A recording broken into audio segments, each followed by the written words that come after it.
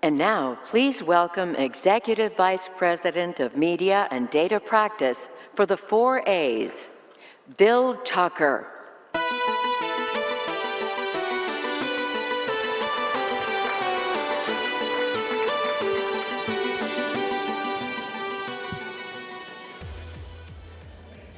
Thank you, and good morning. I'm just going to put this down here. It's a pleasure to be here today and have the opportunity to speak to you. It was almost 15 years ago that I presented at this conference. And at the time, I was the media director of NWAir and was co-presenting an award-winning case study for Continental, now United Airlines. Air and Continental had used out-of-home advertising to rebrand the airline and change perceptions of Newark Airport with the campaign known as Work Hard, Fly Right. It was a powerful case study that demonstrated how the strategic use of all the exciting out-of-home opportunities in New York City could create consumer buzz, tell a story with attitude, and deliver geographically, micro-targeted, and custom-tailored creative messages to drive results. The case gave strong evidence of the power of out-of-home, and I have been an advocate ever since. I also really enjoyed spending time with you, the out-of-home industry, at the conference, and I got to see the passion, the commitment, and the energy of your industry up close, and I got to see that again last night at a great dinner. Of course, so much has changed. Digital and technology has transformed the landscape and has given us the Internet of Things, artificial intelligence, virtual reality, beacons, and an empowered consumer like never before. Consumers are highly engaged with technology and content on multiple devices with platforms like Google, Amazon, Facebook, Twitter, and much more, as you know. We're living in an always-on social media world with apps for all of life's needs. And while it's hard to believe, we all know that we are really just at the beginning of the technological revolution. Technology will keep changing, the marketing, consumer experience, and we all have to keep up. So because of these things, the importance of media has never been greater. And the work media agencies and our members and practitioner agencies do has never been more critical. With consumers exercising so much more control over content and media, sharing in real time, savvy brands have successfully figured out how to engage through participation. As a result, the media business has been completely transformed. Media agencies and practitioner agencies in particular are now data, technology, and content-centric organizations with these capabilities at the center or easily available in their larger organizations, enabling real-time consumer and audience discovery, programmatic buying, real-time content delivery with substantially elevated performance and accountability requirements. I've had the honor of working with some of the best colleagues, clients, media companies in the world for over 30 years at agencies, and for the last 2 years serving as the head of the 4A's media and data practice. One thing has not changed. Everyone is running hard to keep up with change. So today I've been asked to address the big areas and issues the 4A's is engaged in directly or indirectly in the media industry, and to also share some thinking on the out-of-home industry. Well, it's been a very unique last 2 years. We've had a fair amount of issues, events, and transformative initiatives. Some of the best and brightest people are working very hard, and a lot of good work is happening. And this includes, and is not limited to, the 4A's Leadership and Board, 4A's Media Leadership Council, comprised of large agency media CEOs, other key committees, including the 4A's Out-of-Home Committee, as well as our industry partners, such as yourself, TAB, OAAA, as well as the ANA, the IAB, the MRC, and TAG. I'll talk about TAG later. So, after I update you on the progress being made to push our industry forward, I'll share why I believe out-of-home is in a very healthy position to increase relevancy and business growth. Finally, I'll share some thoughts from our 4A's Out-of-Home Committee on what needs maybe improvement or some opportunity areas. Now, at our recent transformation conference in Miami last month, we focused our attention on the following priorities: ad blocking, digital supply chain criminal activity, viewability, cross-platform measurement, trust and transparency, media pitches, talent and diversity, and other things as well, such as mobile and award-winning work. Each of these subjects is worthy of a full day of immersion and discussion. Some of these are connected for sure, but each really is an independent area with its own primary owners, issues, and remedies. I'm personally immersed with many experts on these issues, so let me give you some of the highlights of each issue and what is happening. Let's start with ad blocking. Ad blocking, as everyone knows, is a large and growing issue because it threatens the economic covenant that exists between consumers, media companies, and advertisers. The three have existed with the understanding that the substantial costs for content are to be underwritten by advertising. Ad blocking threatens this model. We know why ad blocking is happening. Consumers download ad blocking software for various reasons that include frustration with the ad experience, security concerns, fear of malware attacks, and issues with ad loading speeds on their devices. Arresting ad blocking is a complex task. The reality is many key questions must be addressed to understand and eventually stop ad blocking. These include, but are not limited to, accurately forecasting the trajectory of ad blocking, solving for how to monetize content that also offers a great user experience for consumers, understanding how to give consumers more control of the experience, solving for how to monetize compliance with the value exchange, motivate compliance with the value exchange, and appropriately addressing the mobile addressing intrusiveness dilemma. 4A's is committed to helping solve this. We're tackling ad blocking at the industry level in a collaborative way next month with the collective boards of the 4A's, the ANA, and the IAB. Ad blocking will be our sole agenda focus, and we look forward to building ideas and strategies to help address this major issue. We know we will not solve ad blocking quickly or easily, but with great collaboration from industry partners, we will make progress. Digital fraud. It's estimated by recently commissioned studies by both the ANA and the IAB that digital fraud is costing advertisers potentially over $9 billion a year. Digital fraud is largely driven by cyber criminals who hijack personal computers and devices and drive bot traffic to fraudulent websites in order to sell advertising extensively on exchanges. Now, we know we cannot ever fully eliminate fraud, but we can reduce it and make it a less attractive option for cyber criminals. To help to do this, the 4A's again joined forces with the ANA and the IAB to launch and create the Trustworthy Accountability Group, or TAG. TAG has been up and running for over a year, has a full board, CEO, and a leadership council, and has been created from across the industry to both fund and guide the organization. TAG serves as an industry-wide fraud fighter, supplementing the efforts that individual agencies and publishers are already making to counter it. TAG's focus is on driving the 4 pillars of fraud, malware, piracy, and business transparency.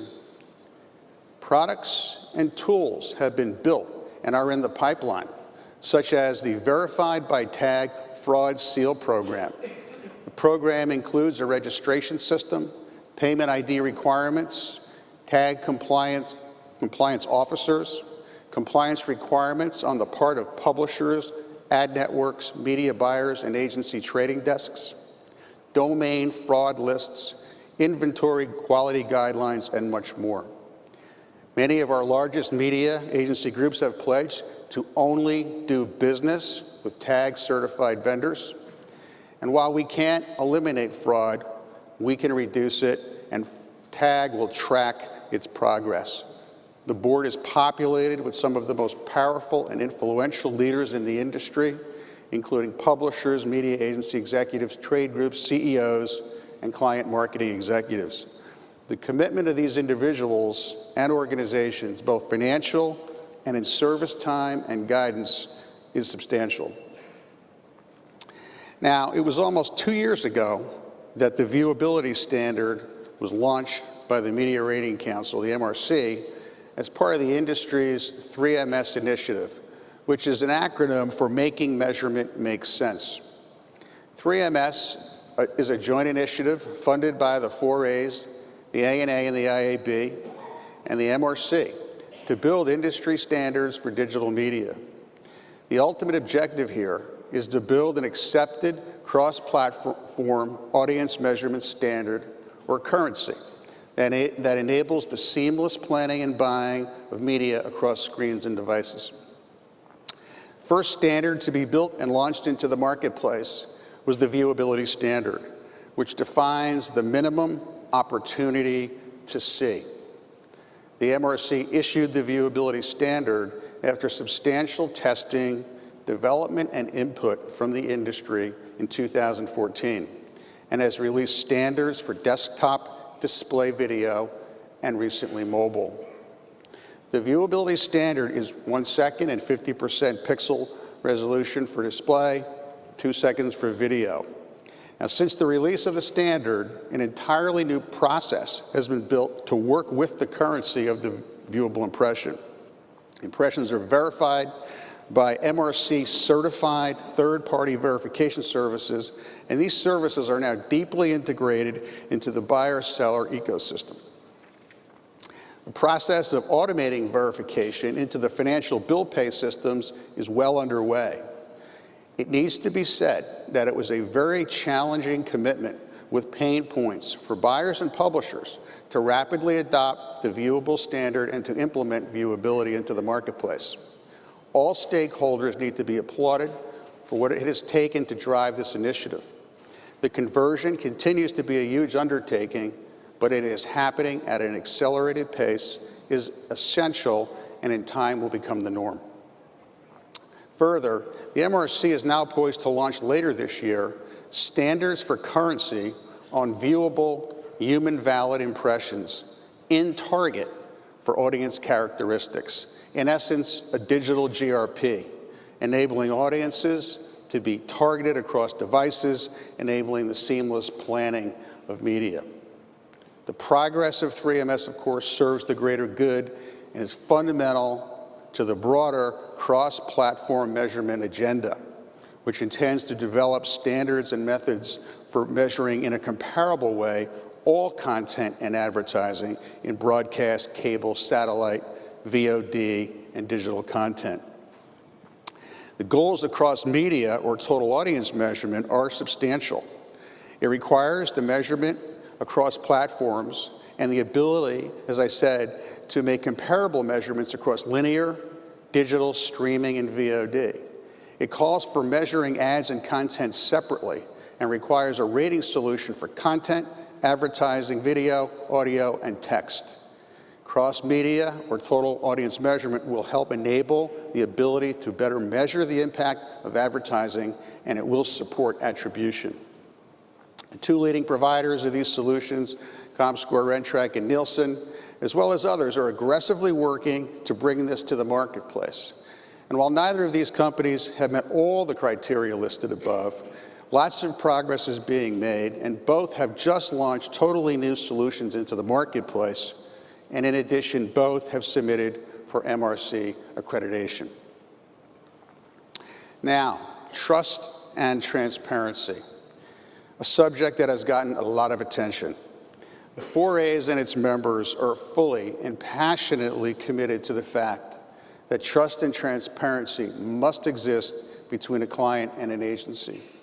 We've learned a lot about the importance of clarifying the complexity of the planning and buying models that exist today. and have issued transparency principles of conduct to help do that. These were developed with the hard work and experience of some of the most senior media executives in the industry.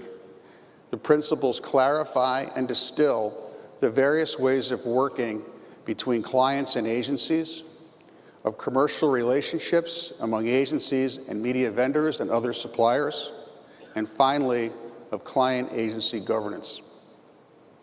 We know these principles are an important first step and that they will evolve. And while they were issued by the 4As, we fully expect to be partnering with the ANA on the future evolution of these. 2015 was an epic year for the number of media agency new business pitches, with over $30 billion in media billings put into review. As we now have the opportunity to look back on this and conduct a postmortem, there's a lot to be learned. We have spoken to agency leaders as well as pitch consultants and learned a lot. So I'm going to share with you what is not proprietary. First, why were the pitches held? Cyclical timing. Some clients had not pitched their business for more than 10 years and felt the need to do so as a best practice. The changing landscape of technology and data and content. The importance of these areas was central to pitches, and clients wanted to revisit their scope and agency capabilities in these areas. Client procurement objectives, whether it be scope renegotiation, media pricing targets, or fees to reduce costs. Talent and culture. The desire and need for new skill sets, whether it be leadership, strategy, team dynamics, analytics, content, or experiential, all played a role in the pitch process and selection process. Will there be more pitches? We expect more pitches. Was transparency a driver of accounts going into review? We understand it was not the driver. Transparency was addressed comprehensively within pitches, but was not the reason for the pitches. I'd like to expand more on the importance of talent in the context of the subject of diversity, because it's that important. Diversity and gender equality were the single biggest theme over the 3 days of our recent transformation conference, and you may have seen press on it. There were several dedicated sessions devoted to talent, culture, and diversity, in addition to many honest discussions from the leaders of the industry regarding diversity in other sessions. As an industry, it was widely acknowledged that we are not where we need to be and are actually far behind. In her opening speech, Nancy Hill, President, CEO, and my boss of the 4As, challenged agency CEOs to lead and serve in their organizations as the Chief Diversity Officer in their company. And if you haven't had a chance to read Nancy's op-ed in Adweek last week, please take a look. It's a terrific piece. At the 4As, we have a core mission to promote and enable diversity and gender equality, and we will be taking even greater concrete steps to lead the changes that need to happen. Now, I'd like to pivot a bit and speak about you, the out-of-home industry, and start to connect some dots for your industry from what we're doing. To me, there's no better way to put a good light on things than to show great work.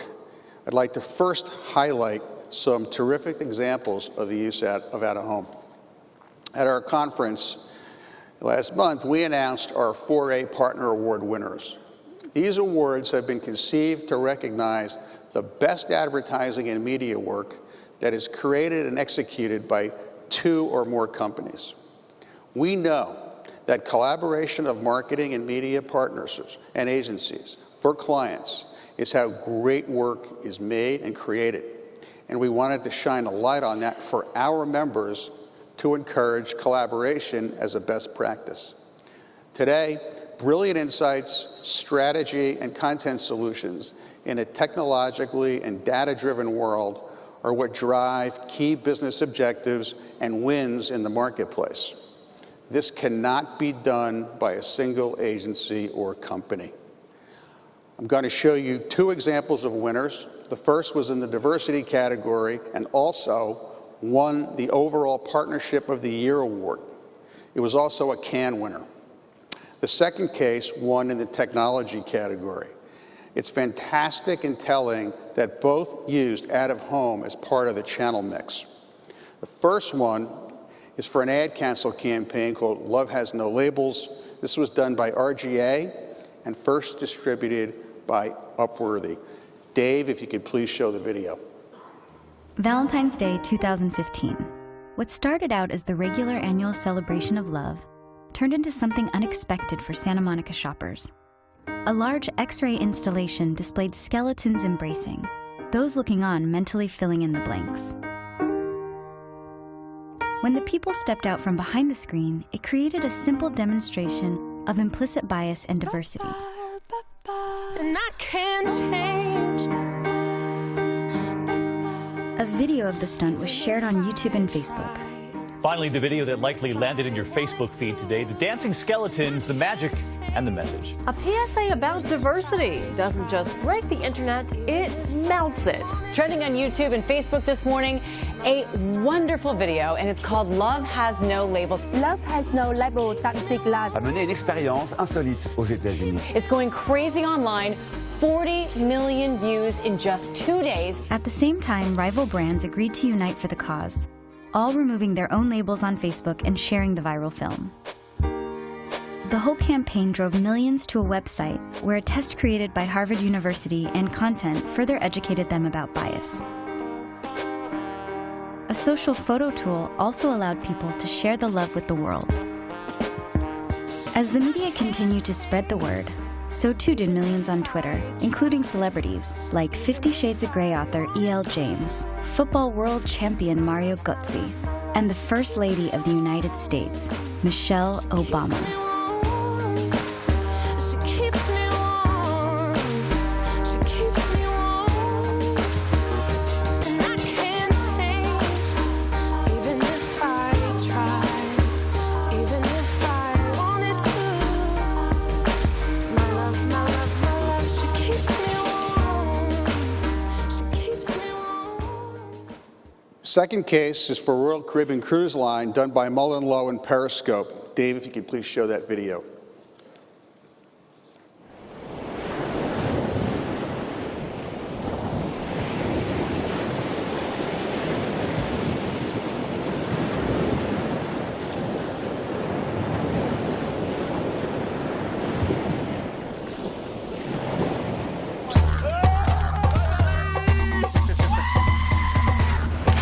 Come Seek Live combined traditional out-of-home with social media in a way that had never been done before.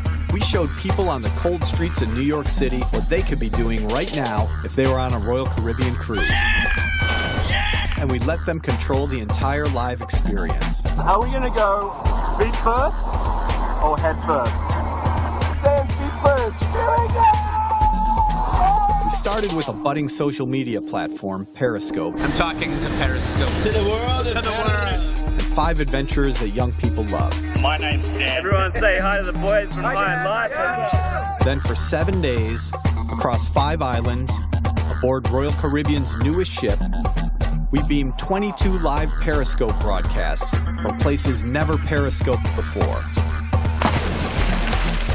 allowing people who have never cruised before to navigate and authentically discover that the Caribbean is actually 26 unique terrains and cultures, and that a Royal Caribbean vacation is not what they thought it was. Like, not even close. We drove real-time viewing through millennials' favorite social media channels. You're legit on Snapchat right now. And brought in new fan bases with additional notable influencers stoking conversation. Turns out a lot of people started talking about Come Seek Live.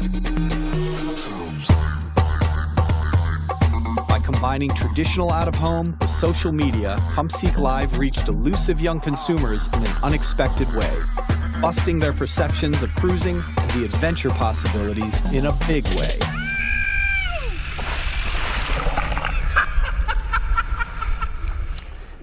I hope you agree that these examples are inspiring demonstrations of Out-of-Home was integrated, deeply in terms of delivering powerful content in a human way as part of a total communications cross-channel work.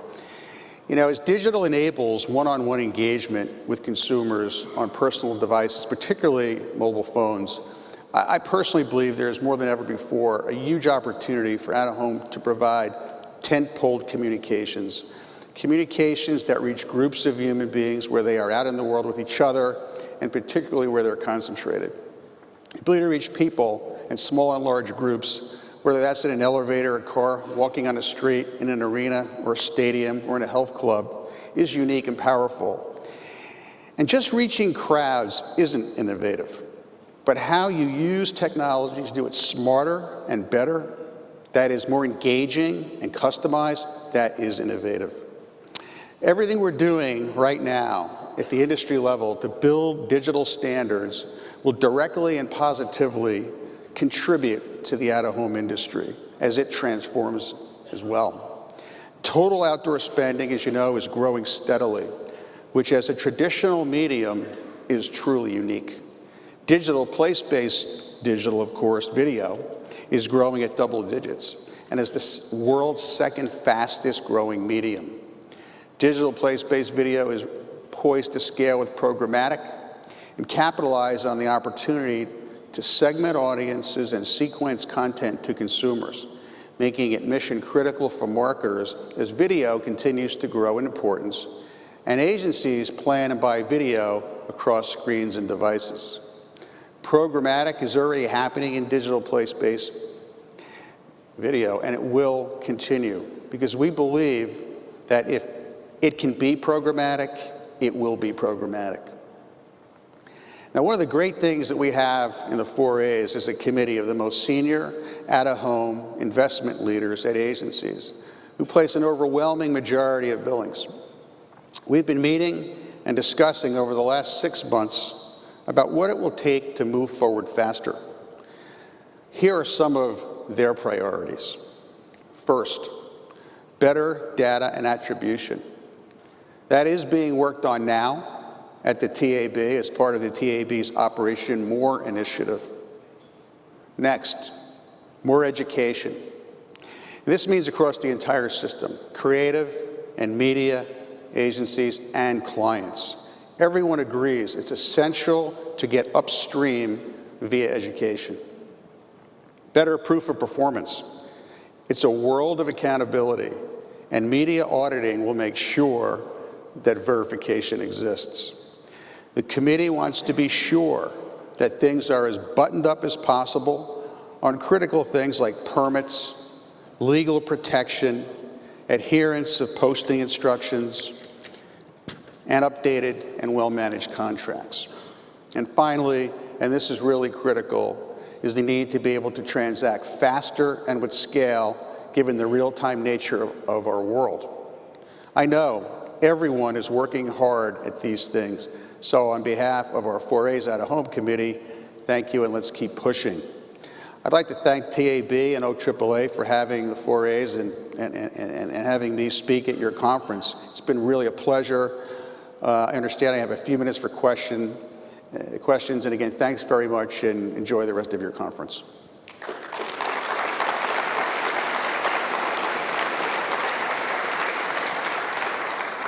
I'm not quite sure how questions are working, but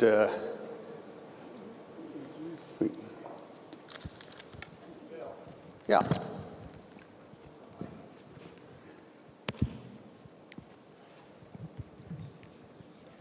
Bill, on behalf of our industry, thank you for coming to share with us the work that the 4As is doing. You've been epicentric about the migration of dollars from a video planning on programmatic side. And as you said, if it's possible to be programmatic, it will be. Can you give the audience a feeling of what lies ahead in the next 12 to 24 months as we look at this migration? What are the key things that clients in the audience and operators should know as we're moving to this programmatic world? What should we be doing here on the out-of-home side? Well, I mean, at our conference, you know, we had a panel which I thought was fascinating. We had CEOs of two holding company programmatic business units, Xaxis and Acuin. We had the head of sales of Time Warner. We had an ad tech company, Wide Orbit, that is on the sell side and kind of automates the business side. And the conversation, you know, moved from digital to television, and how fast is it going to move? And there's different stakes in the ground about when people think, you know, we'll be in a substantially scaled, you know, programmatic business process. But the reality is, it's going to continue to accelerate in digital. There's aggressive objectives, and clients and agencies are investing in talent and tools to deliver that. And of course, part of what has to happen in that space is people need to understand with more clarity kind of the ad tech world in terms of data and technology and talent.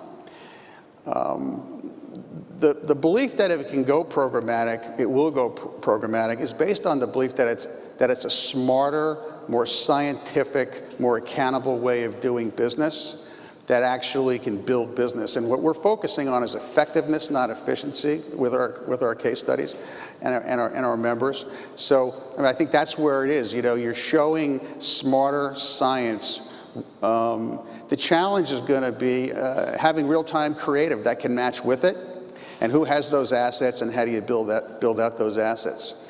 So you know, I don't want to predict, but all the major cable operators and network companies, they're all, you know, testing programmatic, they're doing programmatic, they're bringing data into their sales, and the buy side data is increasingly centric, which is going to fuel programmatic.